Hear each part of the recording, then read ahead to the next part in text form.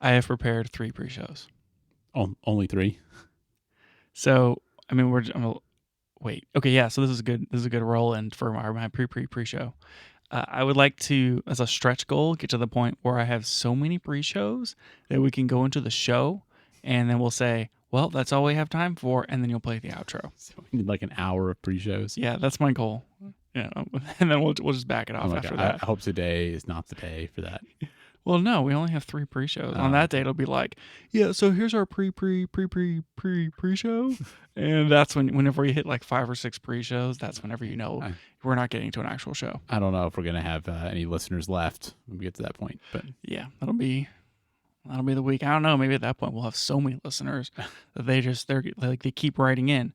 Hey, it'd be nice if you had some more pre-shows. Yeah, could you guys just add a couple of pre-shows real quick? Yeah, I was thinking that maybe a little more like warm up and banter before you get to like the maybe like technical stuff. That would be really great.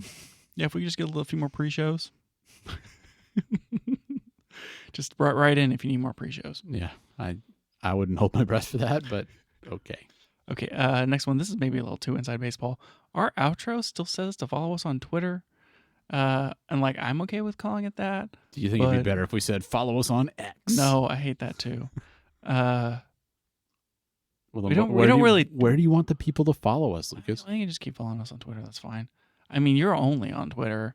I'm over here on like Threads and Mastodon. Yeah, but do you actually post on? Do you ever post on those things? I don't post anywhere. Yeah, that's I'm very true. bad at posting. Yeah. I don't know. Maybe our people are somewhere else, but I feel like there's quite a bit of camera discussion on Twitter still. Yeah, it does feel like that's still happening, but it's not called Twitter anymore. Mm-hmm. And so my password manager is like, I don't know what you're trying to log into. I'm like, I'm not going to change it to x.com. Yeah, who would do that? It's just so dumb. Like, why? No, let's not get into that. So my pre-show here is lastly that I have created an updated list of all the segments for the show. Oh, really? Mm-hmm. I'd love to hear this list because I don't know what they are. I can't keep track. Yeah, so it's up here at the top of the show notes, but don't look. I'll just read it to you. Okay. And I want you to please let me know if I'm missing any. I tried to be fairly inclusive here. So as previously discussed multiple times, there's the Triangle of Diffusion, which are our 3 official segments of the podcast. We only have 3 segments because tripods and because triangles and because diffusion. So the first official segment is the Legendary Lens segment, which we haven't had in so long. We may have picked up some listeners, and they're like, what's a Legendary Lens segment? I mean, I kind of forgot that was a segment. Yeah, it's coming. We are at, currently, in case you were curious, 11 Legendary Lenses. That's quite a few. Yeah, it is. And once we get to 100, that'll be the end of the show. So we're working our way that way. Eventually, we'll get to 100. The show is 11% complete. Yeah, 11% complete with this show. We'll get to 100 Legendary Lenses, and then that'll be it. So that's 1. 2 is Lucas's Movie Corner. That's talk about movies sometimes. Talked about movies in quite a while. I haven't really got into too much on, oh, that's a cool camera thing, so let's talk about it related to a movie. Mm-hmm. Yeah. I don't know. Was there something recently? I just need to keep that in mind. I do watch a lot of movies. Yeah, you watch a lot of movies, but I mean, those things just kind of, not every movie is a cinematic masterpiece. So sure. I watched The Old Man and the Gun recently. Oh, yeah? That was shot on 16 millimeter. It's very, very meaningful, Lucas. Yeah, see, it's not very good. Mm-hmm. Okay. Yeah, you're going to workshop that a little bit. Sure, we'll get there. Number 3 here of the sanctioned segments is that cameras were better when things were worse. Remind me what that one was about. That's whenever we talk about old cameras being awesome and how new cameras don't have those features. Yeah, there were some of those too. Like whenever we talked about that panoramic film camera that has a pivoting lens, that would qualify. Yeah, we didn't think to make that segment though. Yeah, that's fine. Anyways, we'll retcon it. Okay. So those are all of our official segments, and then this following list is all of our non-sanctioned reoccurring segments. Unsanctioned segments. Yeah, so these are non-official unsanctioned segments. If you call them a segment, you're wrong. It breaks the union rules. Correct. For one thing. Yeah, exactly. Yeah. So unsanctioned. We have the old cinema camera game where I bring you a digital cinema camera and I describe it to you and try to convince you to buy it, and then you ultimately say no, and then I give you 3 films and you have to pick the one. I remember that one. Yeah, so that's fun. We did that a couple times. Yep. And then I have this new segment that is still not sanctioned, which is links Daniel sent me last week. Mm-hmm. And that's on link heavy week. So I'm going to bring all the links that you sent me Yep. because that's just a good time. Mm-hmm. I don't even think they're numbered. The next one is my film journey updates, which current update, I still haven't developed the film from whenever we went to Europe. That's embarrassing. I know. We've been back for 3 weeks. The whole point of this whole thing was that I didn't want to wait for someone else to develop the film. And I'm like, Yeah. I could have just dropped could it have been off developed by and I now. would have had it done by now. Yep. And so I'm wondering if I should have delegated that task. But also, I'm going to save like $30 if I don't have someone develop and scan it for me. Mm-hmm. Yeah. But also, I'm like really worried about the age of my chemicals, and I have to like do snip tests on the chemicals, make sure that they're still good, and I have to figure out how much time to adjust for the development because I don't want to like screw that up. And now I'm like really paranoid, and I think that deep down, I'm too scared to do it. Yeah, because I mean, those are kind of once in a lifetime pictures, right? So Yeah, I mean, I got high stakes. I got the digital versions, but I mean, like if I do it wrong and they come out wrong, I'll never know if it was because of the X-rays Mm-hmm. or like who knows. I was talking to my dad about it, and he said that X-rays don't ruin your film; they just make it more sensitive. And so, if you get it X-rayed, it's the shots going forward that could be the problem. Interesting. But I don't know if the sensitivity of the film maybe is like. Does that affect how it develops? That's what I'm saying. I have no idea. So, more updates to come on that. That's going to be a pretty soon discussed segment if I ever get around to developing that film. Okay, next one is Lucas's bag. Bag? Yeah. Oh, you haven't talked about bags in quite a while. No, we talked about bags like 3 weeks ago when we talked about the Nikon bag. Oh, that's and true. that's when I was like, that's been Lucas's bag. And then you ended the show. Okay. I remember that episode Yep. now. And then the last one here is one that we've only done like one time, which is like photo tips. And I don't have a clever name for that one. Yeah. But sometimes we're like, it's not very imaginative. we're like, don't have enough topics. So what if we just did some tips on photos? Yep. So I think those are all the segments. Is there anything else that I'm missing? I think you got them all. I also think, looking at today's show, we're ironically not going to do any of those segments. Yeah, that's correct. No, this is just an update on the segments. These are just segments that could be in the show, sort of like when Fuji does those firmware updates, and they say, like, this is a feature that could be in your Fuji camera, and maybe you'll even promise that you would see this feature in your Fuji camera, and maybe we'll even give you, like, sort of a time frame when that could happen, but it's not an exact time frame, and it may never happen. And if it does happen, you won't know when it's coming. Yeah, no, that's an exactly perfect comparison. It's like Schrodinger segment, and yes.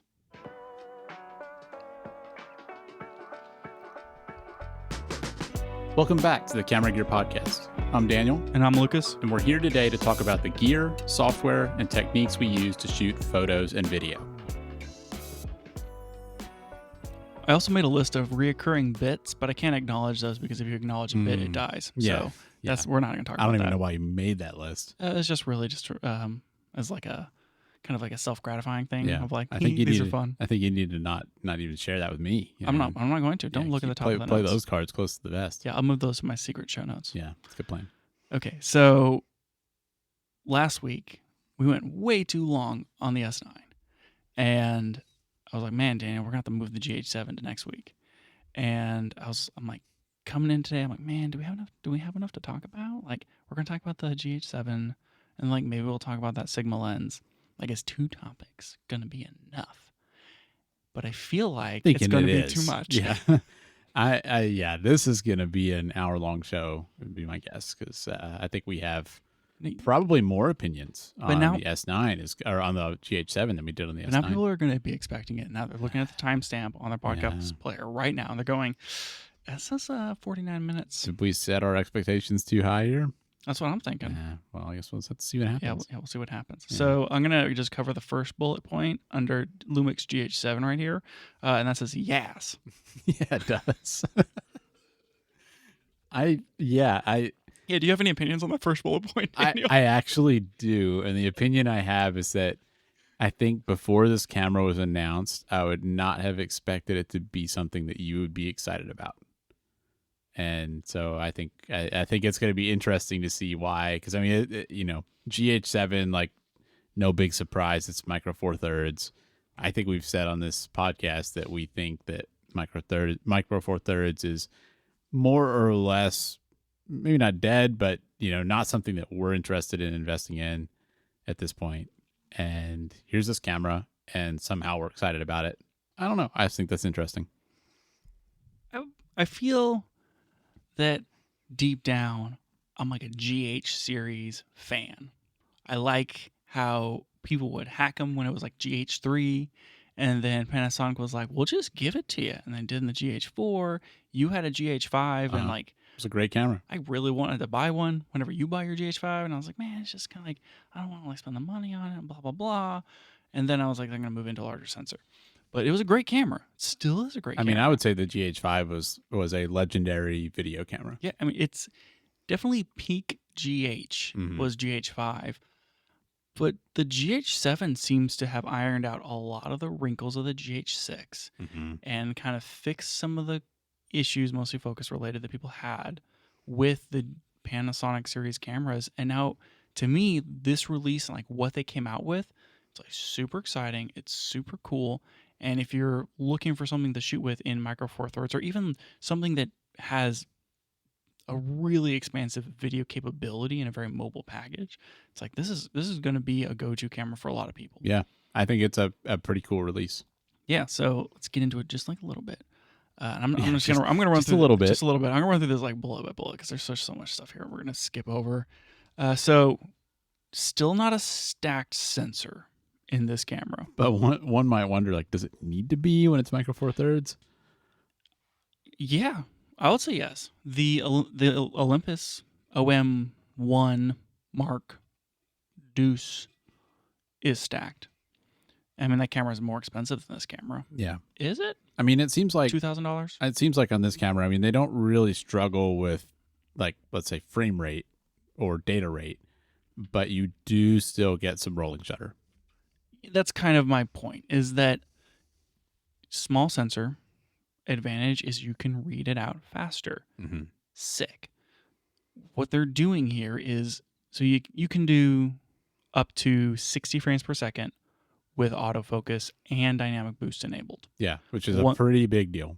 Yeah, and once you push past 60 frames per second into like 120 frames per second, then you start running into like, okay, you can't do that with DR, maybe 240, you can't do autofocus. And essentially, like, they're using subframes in order to like pull a focus frame. Yeah. Which means that when you're shooting at 60 frames per second, it's pulling like it's basically shooting at 120 or more in order to get all the frames that it needs to do all the cool stuff that it does. Yeah. And so like they're taking advantage of the fast reading in a lot of interesting ways, where it used to be that, oh, it reads fast, you're just going to have less rolling shutter. They're giving you this dynamic range boost up to 4K 60, and it gives you like a stop and a third of more dynamic range. It's awesome. Yeah. But it's literally taking 2 frames. They're like, here's a frame at a higher exposure, here's a frame at a lower exposure. Take that information, smush them together, one frame with more dynamic range. But that means every frame's 2 frames. It's a clever way to compensate for the shortcomings of having a small sensor, while using the positives of a small sensor. But there's some things you can't get around, like the rolling shutter with that dynamic range boost is just worse than it is without it. Right. If you turn off the DR boost, the rolling shutter performance is super good. Exactly, right? So they are cashing in on those advantages to give you extended dynamic range, but as a result, if you're shooting in 6K, 5.7K, 30 frames per second with dynamic range boost on, you're going to get like 25 millisecond rolling shutter. Yeah, 20 to 25, something like that, which is not great. It's not great. It's like, it's acceptable. Okay, it's about as good as any Sony full frame camera. So if you shoot with any Sony that's not an A7S III or FX3, like any mirrorless Sony camera, this is going to be as good, if not better. Yeah. With dynamic range boost turned on. So like it meets the baseline expectation, but it's interesting to see how like they're cashing that in. But also, if you've shot with Micro Four Thirds for years and you haven't had dynamic boost before, well, you can be like, okay, I'm shooting a lot of action. I'm just going to control that light a little better, and I'm going to take the good shutter, like the good rolling shutter, and shoot with DR off. I mean, it's cool to have that. It's cool to have that choice. It's like if you want, you can basically flip the switch, and all of a sudden your lenses are basically better. Like you get more dynamic range for sure. But then, you can just go back to like default old Micro Four Thirds and get that faster performance. Yeah, it's just a matter of knowing where those trade-offs and understanding it. But I feel like if they had used a stacked sensor, then you wouldn't have to make those trade-offs. Yeah, that's probably true. Because like even if it doubled the readout rate, the stack sensor on the XH2S, which is a 2-year-old sensor at this point, it's doing in standard modes like 5 millisecond rolling shutter, and then it'll go maybe up to like 11 or 12, I think, if you're shooting in certain other like high rate modes or whatever. If that was the case here, if you had like a tiny little sensor that was doing 5 to 10 milliseconds and you doubled it because you had to read the frame twice, it's still sub 15. Yeah, which is really good. So I feel like we could have seen even more so out of this thing if they had put a stacked in it. But I guess like that probably would have pushed it outside of whatever price range they were shooting for. Yeah, maybe so. Maybe they're afraid it was going to compete too much against the like S1 or whatever. But even still, like this is a $2,000 camera. Yeah, 2,200, I think. Yeah. Is it 2,200? I think so. Oh, yeah, 2,000. Whatever. Daniel may or may not verify shortly. It's more expensive than the S5 Mark II. Yeah. I mean, it is until you buy lenses. Sure. I mean, you can spend a lot on Micro Four Thirds lenses. Those Leica ones are expensive, and those are the lenses you should buy. Yeah, probably. But you can get into it for cheaper than that. But I mean, regardless, yeah, it's around that price. It's the same price class as the S5. Right. So that's a lot. It's a lot to pay for Micro Four Thirds. But I don't know. I mean, there's not many other cameras that do what this one does. So I guess like I don't think that they are necessarily worried about this camera eating into S5 Mark II sales. I think that they understand this is kind of just a different category of camera. I think so. Yeah, I think there is room for both of them. But maybe it's just a matter of they don't see a world where they're charging $2,500 for a Micro Four Thirds camera, and maybe in that case, that's why you don't go stacked. Could be. Yeah. I think this is a very similar sensor to what's in the GH6, but I'm not sure. It's probably just a faster processor. Anyway, 25.2 megapixels, not stacked. We talked about dynamic range boost up to 4K 60. They're advertising this as like roughly 13 stops. I think it's testing in with dynamic range boost on at around 13.1. Mm-hmm. And that's not counting for noisy or clean stops. That's just like the full possible range. I think that's roughly around like a SNR 2. Oh, yeah, okay. Like that's basically usable stops or cool. of 13.1. That's pretty good. And that's in line with kind of most APS-C cameras, some full frame cameras. I mean, we're basically seeing anything between 12 and 14 right now in the range of consumer cameras that aren't like cinema style. Yeah. So that's smack in the middle. It's decent. And it's really cool that you no longer have the limitation for a DR boost. You can just turn that puppy on if you want to. Yeah. So that's cool. Anyways, all right. They have 4K 420, 4K 422, 10-bit, like all the different codecs. Mm-hmm. We'll get into maybe a little more codecs in a minute. Sorry, I'm looking at my notes here. You can shoot in 4K 120 with sound. Which is pretty big because a lot of times when you shoot 120 on cameras, you lose out on sound. Yeah, there's very few cameras out there that will allow you to shoot with sound in 120. Yeah. So you can shoot 4K 420, you lose the 422, similar to like the S5. Yeah. When you shoot like 5.7K, you lose the 422. But you can shoot 420 120 with sound, which is super, super cool. Yeah. And then I don't know if you can shoot in 422 5.7K, but I would assume you can because you can also shoot raw ProRes internal at 5.7K up to 30 frames per second. That's a pretty big feature. That's like a why is Nikon/Red not suing them type of feature. Makes you wonder.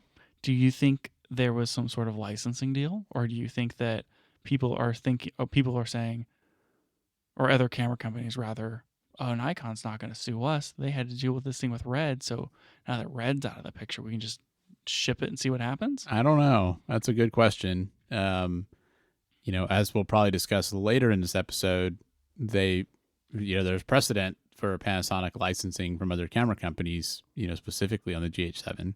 Oh, yes. So right. It's not out of the question that they did license it. If I was Nikon, I'd be saying, sure, I had to fight that patent lawsuit, but also I paid however many $1 million to settle that. Like, I want Mm-hmm. my money. I bought those patents. I want my money. So, like, I could see it going either way. I don't know. Maybe it's a matter of Nikon's more willing to sell those Now, I rights could believe that. compared to Red. Yeah, I think that could certainly be the case. But this is a feature I saw people talking a lot about. I think a lot of people are excited about internal RAW. It's annoying to have to whip out your Ninja or your Blackmagic Video Yeah, it Assist, is. and being able to just shoot RAW internally is pretty awesome. Mm-hmm. And you can also record proxies to the SSD at the same time. So Yeah. because this camera has SSD recording with the USB-C port, and you can record your proxies to the SSD and record ProRes internal. I think you can also record them to the SD card. So it has one CF Express card and one UHS 2 card slot. Oh, okay. So I think that you can also do your H.265 to the SD card Yeah, and your RAW to the CF Express. that makes sense. I mean, that's probably ideal. If you don't want to have all the stuff hanging off your camera, you can get your RAW files, but then you still get the H.265. I like that. Isn't it like 10 minutes of ProRes RAW HQ 42? Is it? They don't call it HQ. Is it RAW? It's not RAW HQ. It's like RAW 4222. No, 4444. Yeah, I don't know what the record limit was. You're saying 10 minutes? I think it's like 10 minutes is 1 terabyte or something Oh, like that. wow. I'd have to double check that math, but it's a lot of data, and so I don't know what the biggest CF Express card you can get is, but I think that the size of the CF Express may be limiting in the highest quality RAW setting. Interesting. And if you record to an SSD externally, you don't get the same codec options because it's like it's a power problem. Yeah. But if you buy the battery adapter where you take the battery out and you pop in the battery that goes to power, it can like a dummy battery, basically. Yeah, a dummy battery. It can pull more voltage. And so you get more / all of the raw output recording settings to SSD if you're using a dummy battery. I would love to know how that works. Like, how does more voltage give them the ability to output data faster? Like, are they overclocking the CPU? Are they underclocking the CPU when they have the battery in, and then like clocking up to turbo when you use the dummy battery? It's got to be something like that. That's what I'm crazy. thinking. That's what I'm thinking. That's crazy. Just crank it up a little bit. Which, I mean, fine. If you want to record if you want to record a 45-minute raw clip for one thing, I hope you have a big hard drive. But in that case, maybe it makes sense to rig out your camera with, either like a V-mount battery or AC adapter or something. So. Yeah, I mean, people are going to rig these out, and it's cool that they understand kind of how people are using them, and they're opening up those options of like, let's find a way to break away the limitations to every extent possible. Yeah. Is this a good time to mention? You mentioned that dummy battery. It's cool that they're making a first-party dummy battery for the camera. Mm-hmm. I think that's great. And they've planned the base plate and everything to work with it. You just pop that open, slide the cord through. But it's really disappointing how short the battery on this camera lasts. Oh, what's the battery life? Well, so my background here is that the battery on the GH5 was incredible. It was like XH2S level, where I felt like I could just put one battery in and shoot a whole evening of video at an event with no problem. I think the battery on this one, I think when Gerald tested it, I know he got under 2 hours. Right. And it was like an hour and a half, hour and 40 minutes, something like that. So it's like, it's fine. It's not, Blackmagic 6K battery where, hopefully you get 30 minutes. It's better than that. But it's not a standout. And that's a little disappointing considering the size of the camera. It's like a pretty bulky Micro Four Thirds camera. I would have hoped for maybe a little better there. I don't think that they formally announced a battery grip either. Yeah, I don't even know if it has the contacts on the bottom. Hopefully it does, because for the GH5, that was another thing. You could get that battery grip. It would give you an extra battery, and there were even third-party ones that were really cheap that would do that too. And that was a nice. It was a nice ability to add that to the camera. This is nearly the exact. Well, it's not the exact same, but it's nearly the exact same body as the S5 Mark II and the G9. Mm-hmm. Nearly. There's some fan stuff and some screen stuff that are different, but it seems like maybe you could use the battery grip from one of those. Do those have battery grips? I don't know if they do or the not. GH6 have a battery grip? Because it is the same body as a GH6. Yeah. It's like the exact same body as the GH6 with button placement and everything. Panasonic gonna Panasonic, I guess. They're gonna keep they even kept the stupid little dangly triangles that always rattle whenever you shoot video. They didn't even switch those to hard fixed strap points. I don't like that. I mean, I don't love it. Don't like it. Jingle, jingle, jingle. I don't think there's a battery grip for the GH6. Interesting. Yeah. So I guess they kind of stopped doing that after the GH5. I didn't realize that. This random person on Reddit says that there are no connections on the bottom of the GH6. Well, that's dumb. It is.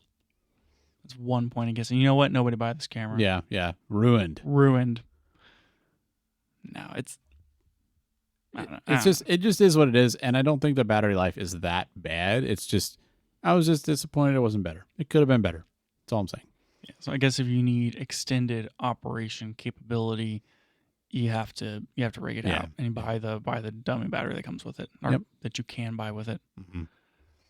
Cool. What else? Okay, I was talking a little bit about the body of it. So we'll kind of cruise over there. Same as GH6, but it has built-in fan.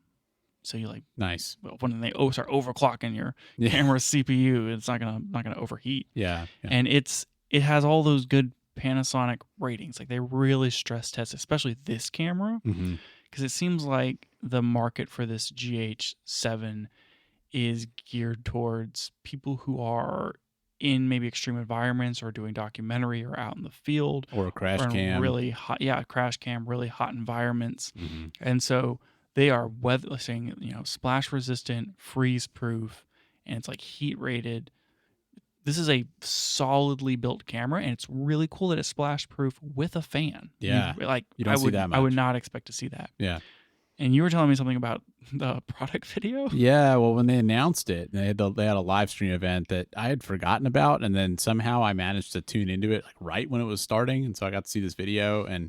Yeah, part of it was showing kind of they always do we're going to make a movie and show, what you can do with this camera. And the point they were making during it, that I thought was an interesting point was, the camera is so durable and it's also got, really good IBIS, which we'll probably mention later. And so the idea is that you can just handhold this thing and still get really good shots. You don't have to rig it up with a cage and stuff. And this guy was shooting a fight scene with it, and he was just running around with the GH7, getting right in the faces of the people that are, doing all these punches and kicks and stuff. And, you get a really dynamic, cool looking, shot from that. And he was saying, I don't want to put a cage on this camera because, if somebody happens to hit it, I don't want them to hurt themselves. So, having it just be. Because the camera's so tough, if you hit it, you're going to break your fist, not the camera. Well, yeah. And so, you think that's all ridiculous. And then somebody just does some kind of spinning flying kick and just nails the camera. And the camera goes flying out of this guy's hand, slams into a brick wall, and he picks it up and the camera still powers on. I think it still worked. It might have broken the lens or something, but I mean, it seems like this is a really durable camera. Awesome. Yeah, it was pretty cool. Sorry, I'm jumping ahead because I'm looking on B&H to see if I can find photos of the bottom of this camera. And I'm looking at the options for purchasing, and the Panasonic GH7 mirrorless camera with 12 to 60 millimeter lens and Arri Log C3 firmware upgrade kit, which I didn't realize it was a paid firmware upgrade, is $3,000. Yeah, but that 12 to 60 lens is pretty good. I think it's one of the Leica ones. So they sell these two zooms for Micro Four Thirds that are both really good. One's 12 to 35, which I actually used to own, and the other's the 12 to 60. I think the 12 to 60 might be f2.8 to f4. I don't think it's a constant f2.8, but it's one of those lenses that's co-branded with Leica, and I think that is a really good lens. So even just the camera with that lens, that's a pretty good deal. Yeah, so if you do it without the Arri C-Log, it's $2,800. So I guess it's a $600 lens, man. Yeah, so it's a $200 upgrade to get the Arri Log C3, which might as well talk about that now. Yeah. So you get V-Log, but you can also buy with a soon coming later firmware, I guess, or with the final firmware, Arri Log C3 in a non-Arri camera. Yeah. What? I think it's the first time that's happened, probably. Yeah, that's Yeah, that's the first time that Arri has licensed out one of their log profiles. Yeah. So what do you think about that? I think that's super, super awesome. So this is not the current. Okay, so like whatever area log you're in depends upon which camera you have. So like if you're shooting on the Arri 35, which I think that thing is like an 18-bit RAW sensor, so it's like pulling off 18-bit linear RAW or something silly, and it can do just so much dynamic range, just like wild amounts of dynamic range. That one is on Area Log C4, and that's not necessarily going to be like matchy to Area Log C3. You can probably make it match easier than if you're coming from like Vlog or whatever. But Area Log C3 is kind of like for some of their standards, like the I think like the Alexa Mini LF or whatever is probably Area Log C3. Probably. I don't actually know that for sure.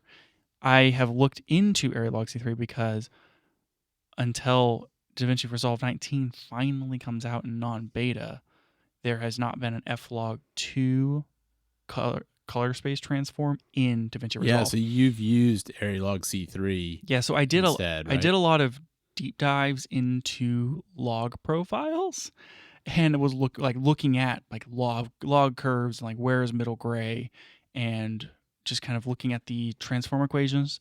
And Arilog C3 and F-Log 2 are similar enough as far as where middle gray is and where those curves land.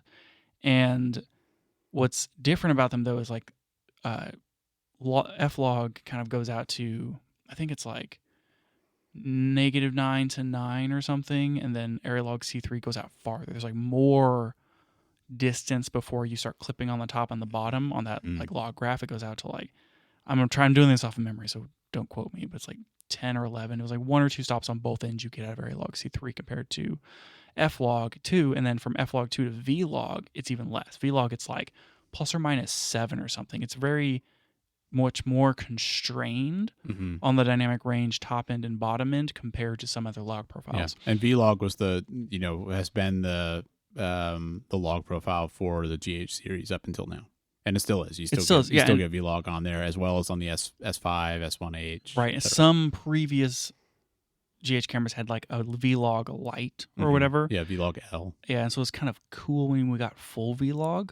And full Vlog is very good. I love editing in Vlog. It's just super manipulatable, and it holds its colors. It's just great to edit with. It's cool though to see now having Arilog C3, and you're going to shoot with maybe your DR boost on. You're going to shoot in RAW.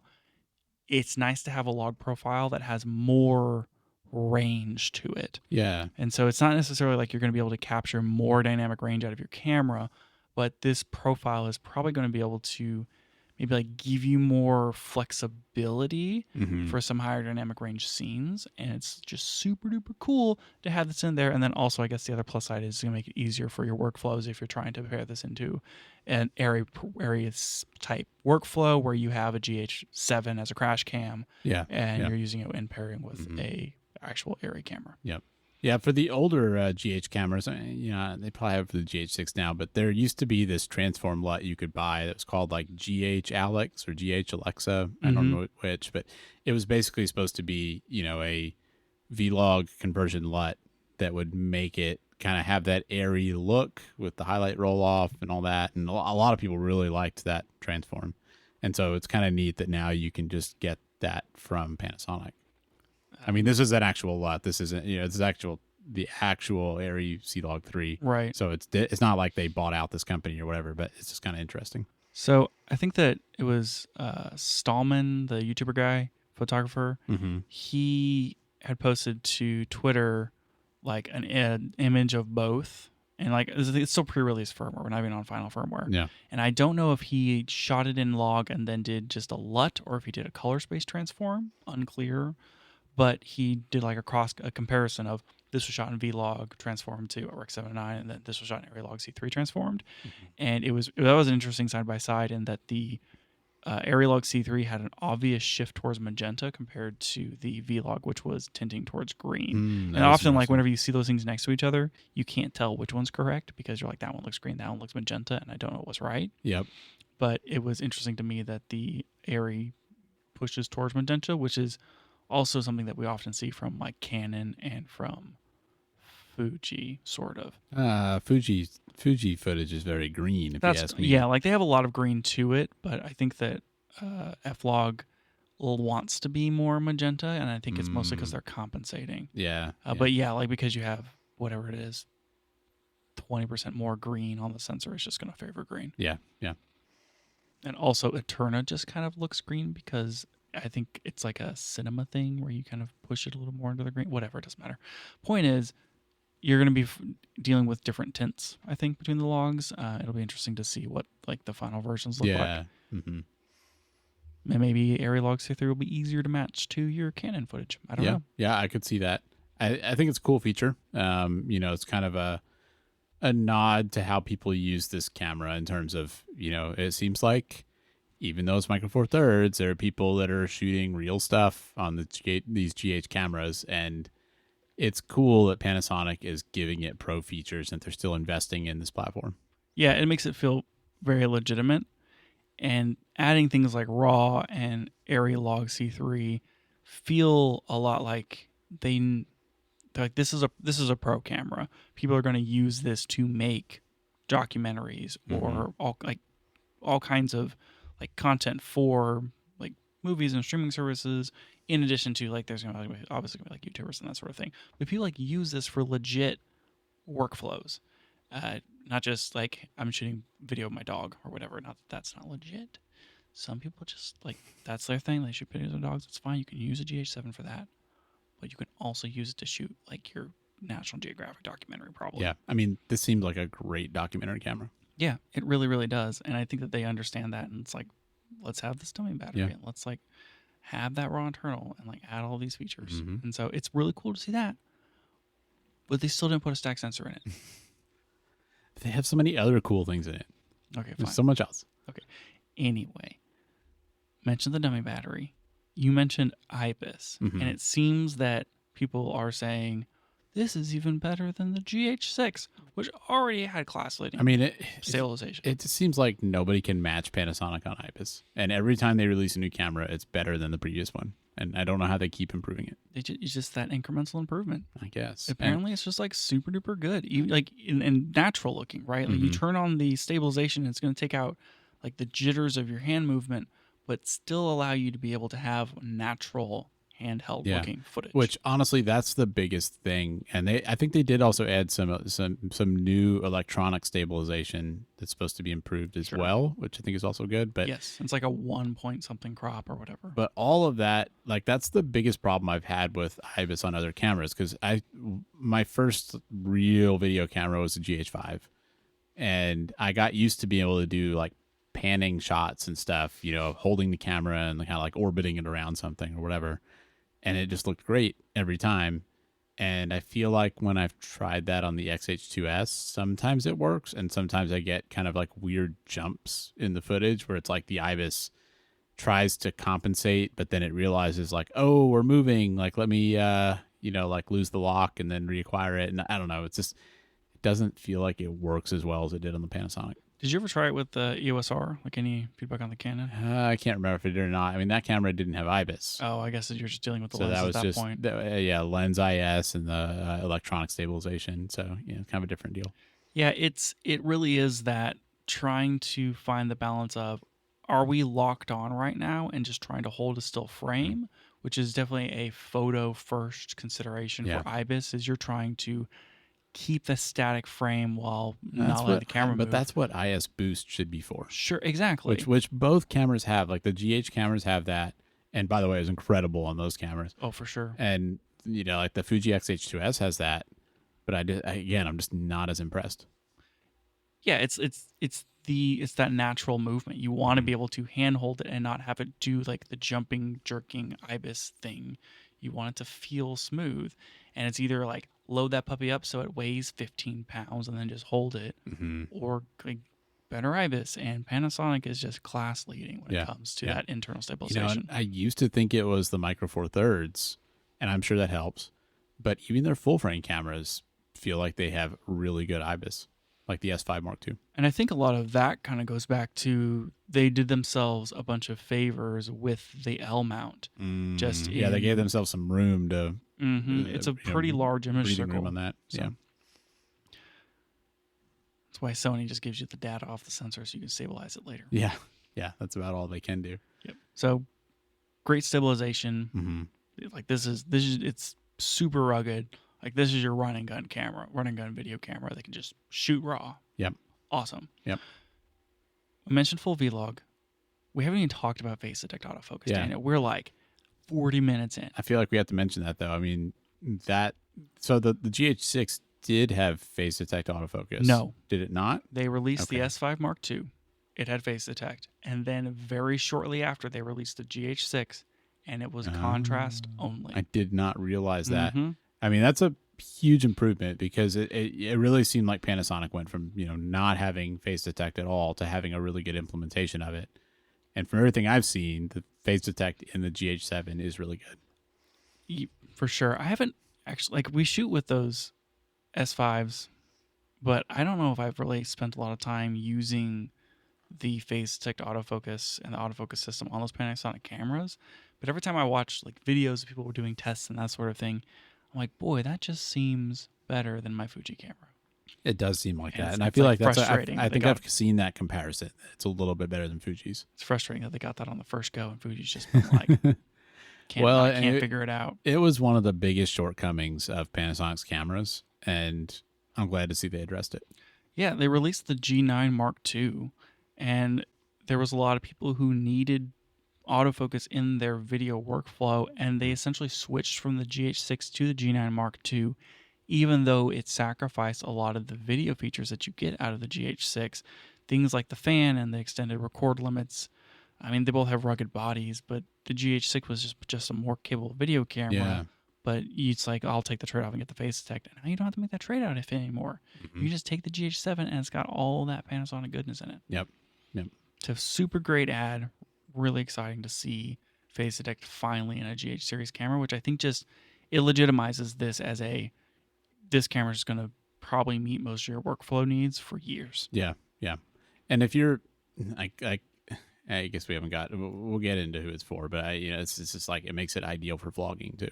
Yeah, for sure. Well, I mean, you still kind of have to figure out a lens, right? Yeah. It's even if you're shooting at 12 millimeter. As a 24 then. Yeah, most people like to vlog. What is it like between 15 to 24 millimeters? Usually, like the 18 to 20 millimeter I guess full that frame is- equvalent is about where you want to be. Aren't that many Micro Four Thirds lenses that can do that? Yeah, you're going to be really struggling on the width on that thing. I Mhm. mean, That's if you're doing like fair point. handheld vlogging, Yeah.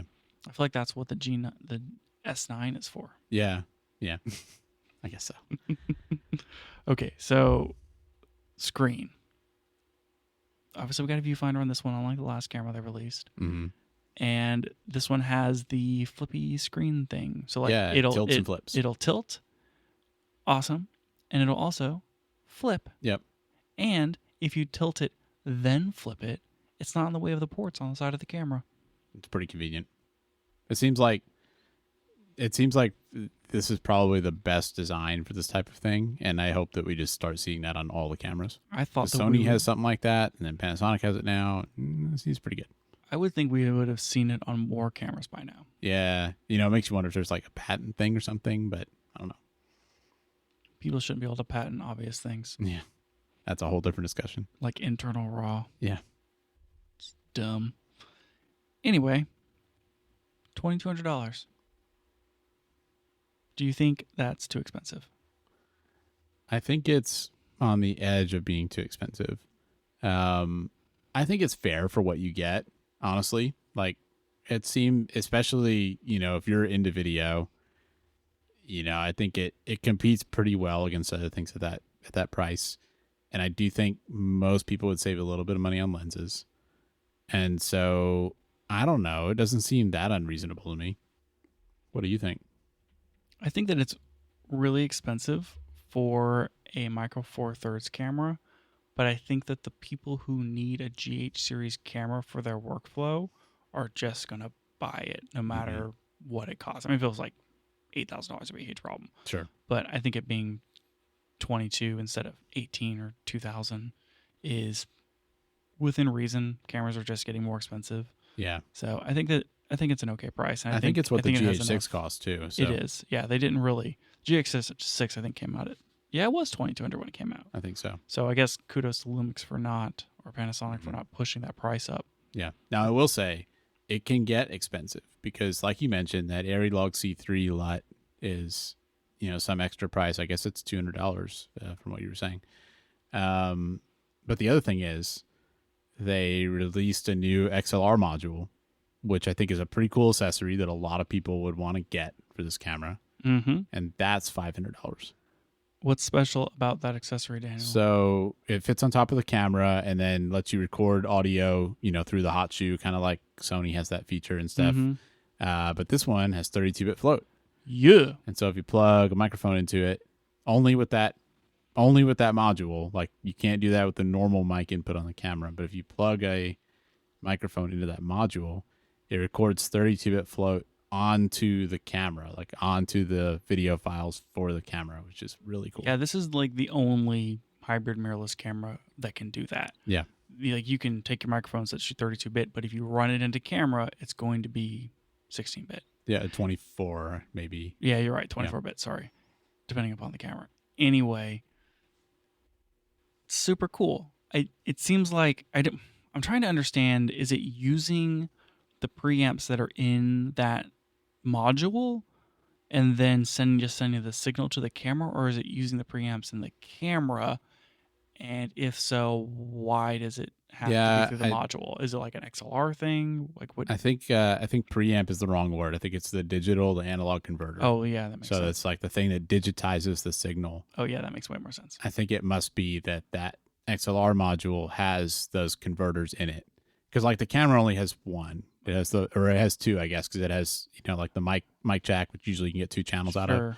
But you get more with the XLR thing because I think you can run like 3 inputs into it, and so it has its own digital to analog converters, and those must support 32-bit float, and then it's just sending a digital signal, like that digitized audio thing into the camera that gets recorded onto the track. So that makes total sense. Okay, so the DAC in the module and then to the camera. And it probably even offloads some of the basically like some quote unquote processing to that thing, because I'm sure they don't have much like headroom on the GH processor. They're already running it pretty hard, it seems like. So well, that's why they got that fan. That $500 module, like I think what's justifying its price is that it can do all that stuff. I mean, if you need something that that records 32-bit, I mean, like you're going to be spending $200 to thousands of dollars. What is that? What is that new Zoom Handycam? Yeah, that was not that like expensive. $200 or $300. Yeah, $300, something like that. Which like this is $500. It fits on top of your camera. That seems fair. Oh yeah, I think it's a totally fair price. I'm just saying you can end up with a pretty expensive setup with this camera. So I guess if you were plugging a mic jack in, right? Because you'd have to then, it'd be like DAC out, DAC in, and so you would then have to have the preamps not the preamps, but the converter on the camera to do 32 at that point. I don't understand what setup you're referring to. Sorry, I'm wondering, like the camera can handle recording 32-bit if it's given the 32-bit data, and I'm like, there are other devices that record 32-bit. And yeah, but they're not sending out a digital signal. Like that's the difference. Like but are there I mean, like, is there a world where something could plug in USB-C and feed that in to the camera? Yeah, like, I don't know. Is that something that not is with a the current that like people not with need? the current firmware? I guess that would be the answer, because like I think what I saw is in the menus, it's like once you select any input other than the XLR module, it just like grays out the 32-bit float option. So maybe they could support it. I don't know. I mean, we live in a world of computers, right? So like, there's probably a way, but I don't know if there's any devices that are, outputting like a raw 32-bit float data stream like that. I guess most workflows, they're recording the audio separately anyway, and they're not trying to like bake it into the camera. But for like run and gun type stuff, it fits what this camera's for really well. It does, but like, what if you need more inputs? Yeah. What if you have like a H5N or something that's got more inputs or something? That's probably the wrong Zoom thing. Yeah. I don't know what you're doing at that point. Like if you're running around with this camera. You're like, I don't have time to record audio onto a separate thing, but also for some reason I have 6 mics. I don't know. Okay, fine. Valid point. Valid point, Daniel. It's super cool. I'm really glad to finally see this in a camera. And obviously it was going to be Panasonic that did it first. Yeah, yeah. Well, and I don't know if the existing XLR module works on like the S5 Mark II and the S1H.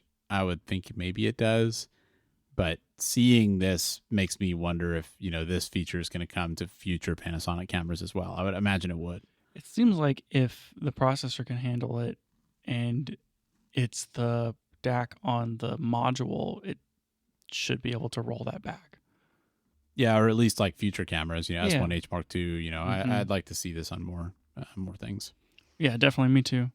I'm looking on Panasonic's website for this camera. I heard that this thing does like 300 frames per second slow-mo. Yeah, I think I see this. I saw something about that. I wanted to confirm that. I've heard that it's not super duper good, that anything over like 240 is kind of mushy. It doesn't surprise me. I mean, because the GH5 could do 180, which is pretty crazy. And that was variable bit rate. Yeah, it wasn't very good, but I mean, this is probably the same where it's like they'll let you push it really far.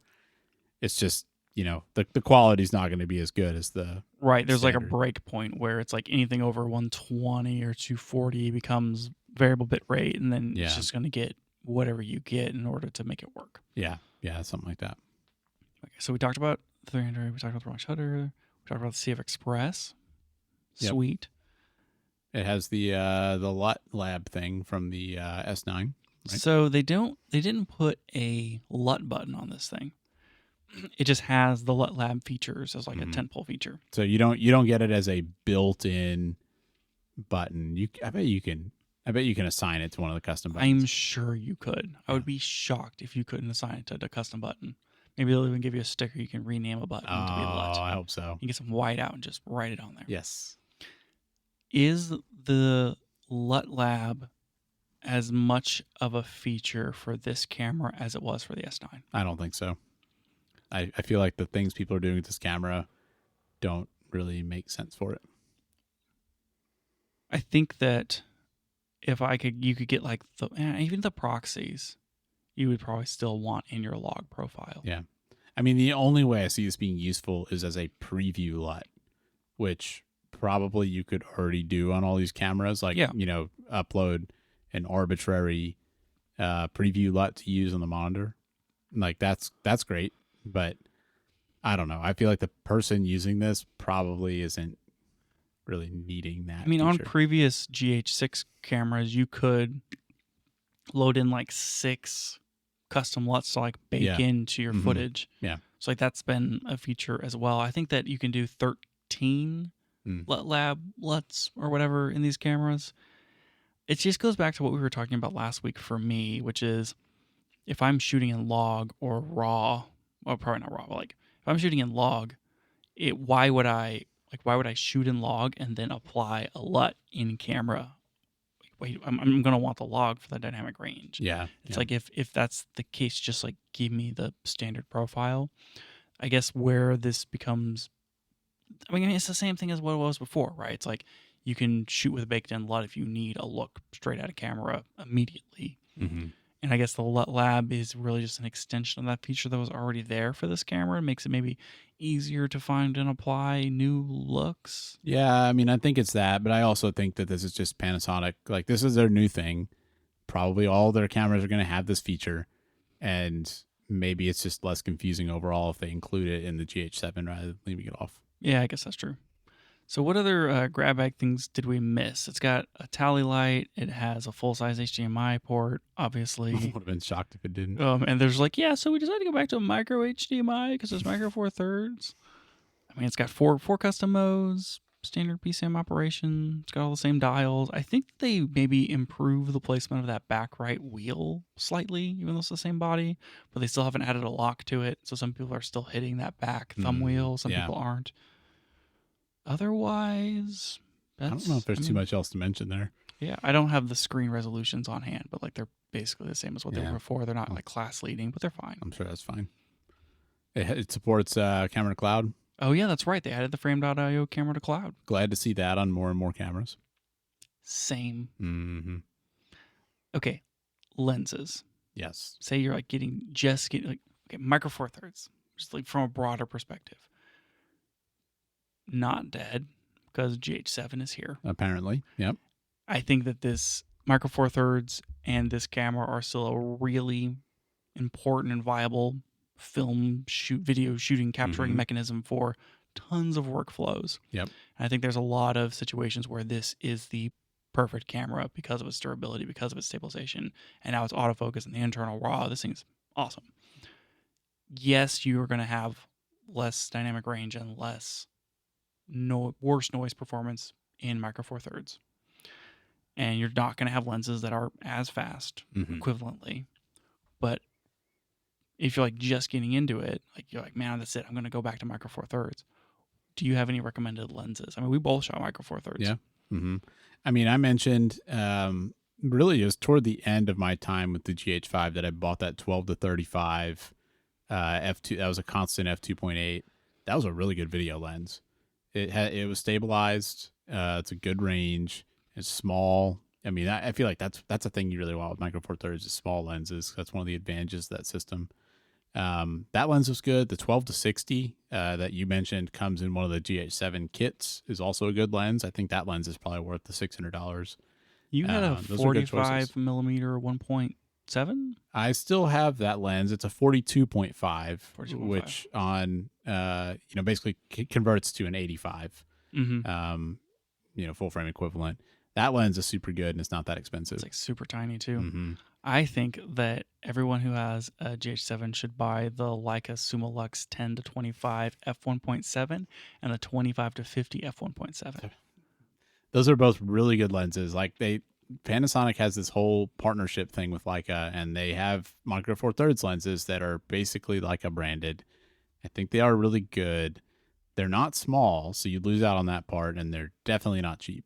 I think you can get each of those new for like $1,500. I guess when I was looking at this stuff before, it was when I only shot micro four thirds, and those are like some of the most expensive micro four thirds lenses you can get.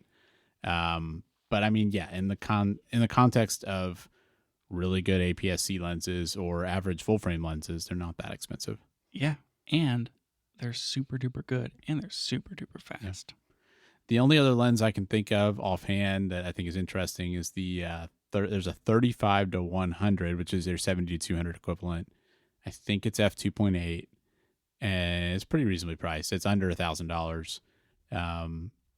That's a pretty good lens as well. So you got some good choices. I mean, there's obviously plenty of primes for micro four thirds, but if I was buying this for like run and gun video, I'd probably be looking at either of these Leica lenses you mentioned, or something like the 12 to 35 plus that 42.5 prime, something like that. I found the 35 to 100 f4 to f5.6 mega OIS for $204 used. That's the cheap one. There's a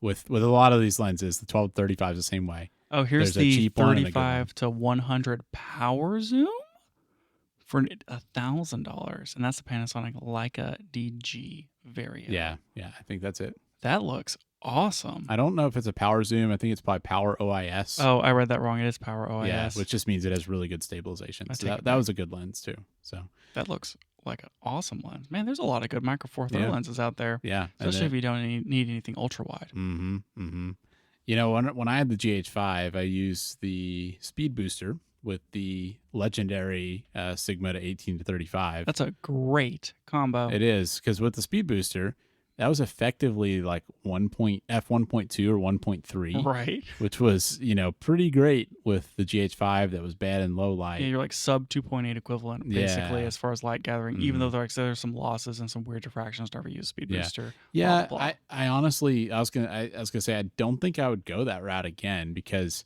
I mean, for one thing, that setup was huge. It was bulky and huge, and you had like this extra connection that kind of made things a little bit less stable. And yeah, it was, a good lens and could gather a lot of light. But when I got the actual micro four thirds 12 to 35, it was just so much more compact. The autofocus actually worked. It was just better. I don't think I'd do the speed booster thing again. I would do the speed booster if I was, I mean, I'm buying this camera. I'm shooting an Arilog C3. I probably have tons of PL lenses just lying around. And maybe you get a Metabones PL to Micro Four Thirds Sure. 0.71 speed booster. That way you can slap your Super 35s on there. You'll get the full effect, and it'll be awesome. Yeah. I mean, you could. Nothing stopping There's you. a lot of interesting flexibility for adapting with Micro Four Thirds. I think we've like both have gotten into, and also there's just like tons and tons of lenses, like, Yeah. and they're like weirdly cheap, especially compared, like they're not cheap, but they're weirdly cheap compared to full frame. Yep. I mean, I gotta say, like you know, thinking about kind of who would buy this, if you know, like the only thing that gives me pause about this camera, honestly, is the low light performance for some of the stuff that we shoot. But besides that, like for somebody like me, where a lot of the stuff that I've been shooting is sort of documentary style kind of things, you know, run and gun video, it's like it's really hard to think of a camera that's better than this in terms of you can just pick it up, you don't have to rig it up like crazy, and you're going to get really good IBIS. You get basically all the video codecs you could want, all the, you know, waveform and vector scope and stuff built in. You have good lens options. I think there's a lot to like about this camera for doing video. Yeah, for sure. Yeah, it's the low light thing, right? You know, if you have a lot of low light shooting, this is not the camera for you. Yeah, because you're just always going to be fighting that sensor. Right, like you should be shooting on like an A7S3 if you need low light performance, because that one actually has the dual native ISO with that 12,800 ISO jump, which is just insane. This one doesn't really have like a dual native ISO. It's a dual gain sensor, which is why you get the DR boost, because you can pull gain at different levels of gain off the sensor and then combine them, right? Yeah. Which like it's like this and the GH6 and the C70 or something that are dual gain. There's not a lot of dual gain sensors out there. Cameras, at least like the sub $10,000 price point, blah blah blah. This one does have, I think the Vlog base is like 500 ISO or something like that. So it's like 500 base for Vlog and 100 base for like standard profiles. And so some people are like, oh, well, you know, maybe you get like slightly cleaner when you jump from like 320 to 500. So maybe it's like kind of you have a little bit of a dual, but you don't have actual like a dual ISO. Yeah. It's just going to get like once you hit 500, it's just going to get noisier as you crank it up. Yep. And like this kind of is what it is. That was always a problem on the GH5, and I'm sure it's a little better on this camera, but you know, it's like you're fighting physics. Yeah, for sure. I know that on the APS-C cameras that we have, I will shoot 6400. That is a bit noisy for video, but like you can kind of noise reduce it, apply some grain afterwards, and like make it work. But anything more than that's probably pushing it. Yep. And for this one, I would probably say the same. I mean, it's going to be 3200 to 6400 is where you're going to kind of start running into issues. You know, a lot of people that just wouldn't matter. You know, if you're shooting in a studio, or if, you know, everything you do is, you know, sports during the day or something, then you wouldn't ever care about that. But yeah, if you care about low light, this probably isn't the camera for you. I think most people understand that now, as far as at least people who are shooting Micro Four Thirds and understand the limitations, because like the upswing is like way more reach for telephoto. Yep. Way better stabilization. The like monitoring features and the codecs and everything are so good. It's crazy capable. And I think like who is this for? I guess is kind of like where I'm getting. Yeah, I mean, I think we've kind of said it, you know, shooting a documentary, especially like a travel type thing. I mean, this is like the perfect camera for that. Yeah, I think it's for anyone who is shooting a lot of video, who need a minimal setup and are constantly moving, because you're going to be able to like throw this in a bag, bang it around, and it's just going to work. And like if you have to set it up on you only have a monopod with you, you have to like slap it on a monopod, throw it in IS boost, like that'll totally work. Yep. Or if you have to like hand hold something for a tripod shot, like you can do that. You've got all the good, you know, ratings for, you know, heat, cold, all that. You can shoot, you know, internally, you know, raw, so you don't have to have like a ninja hanging off this thing or whatever. Yeah, I mean, it seems like that's where I'm going to see people using this camera is, you know, going on a safari and I want to get some video footage, or shooting a documentary where we're going to be traveling all over the world. I mean, it just makes sense for that. So, are you going to get a GH7? Well, like I said, I think the low light would kill it for me, because we still, end up shooting a lot of events in low light. Yep. And I think that would probably make it too limiting for me.